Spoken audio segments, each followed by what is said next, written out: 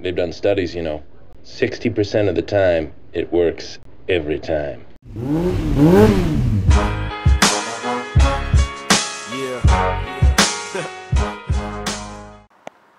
Hey everybody, it's dafobra here. I had a request by C90FTW and MUKAMOmember, hope I'm saying that right, on the motovlog.com forum, asking me how I mounted my Sony Bloggie into my helmet. And C90, I just want to say congratulations on your new ride. That is SV650. Good looking bike. I hope you're enjoying it. I know you love it, so very cool. Glad to see you on two wheels. So anyway, this is the Sony Bloggie PM5 that I had picked up, and this is my Scorpion EXO400 helmet. I'm actually shooting this with my Vado HD, which I had tried as a helmet cam, couldn't get the angle quite right, but it is a great camera, so I'm going to continue to use it. It does shoot in HD. The Sony Bloggie shoots in HD as well. The HD modes are 1080p, 30 frames per second, or 720p, 30 or 60 frames per second. Like I said, here's my helmet. It's a Scorpion EXO400. The only modification is this aero skirt, which I'm going to actually pop out. Hopefully I can do it with one hand. It'll make it easier for you to see what's going on underneath. If you look at the shape of the helmet itself, it's kind of, it's not flattered by any means. But you can see that in here I put some of the softer part of the heavy-duty Velcro. So what I do here is I put the Bloggie straight in, and I like to line it up, just about line it up with the top of the rotating lens. So that's kind of where it would sit from the front. What's really great about the Bloggie is that the lens does rotate, and you can adjust the height of this right there. You can adjust the height of the lens itself. It's really cool without any issues. And you can do it for just about any sport bike, or any bike for that matter.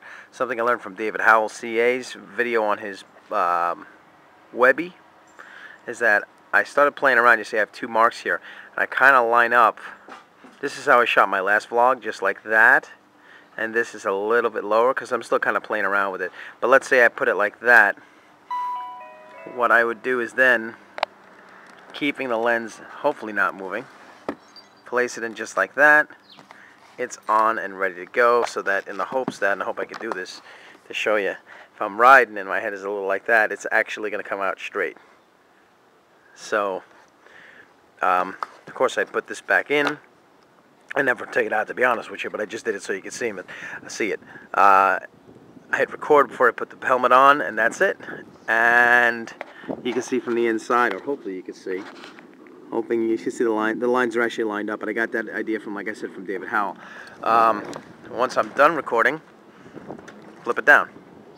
That's it. It shuts right off. Kind of cool as well. The only thing I would like to change is that if you see the silver ring around it, I'm thinking about either Sharpie, use some black Sharpie to get rid of that. Because when I close my close the visor, you can't really see it, but at the same time, I think on my last vlog, I think I saw the reflection a little bit, so I might try to blacken that out a little bit.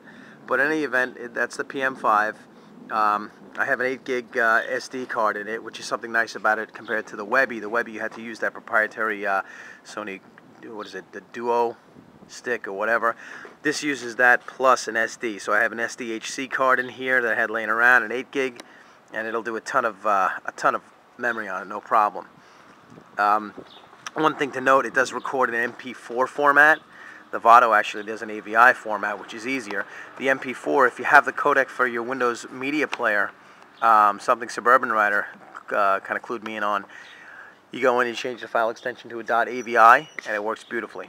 All right, so I hope that answers your question, and I hope that takes care of what you were wondering. And like I said, if you can pick one up, I picked this up used, got a good deal on it. I'm very happy with it, and it's definitely worth looking into. All right, see ya.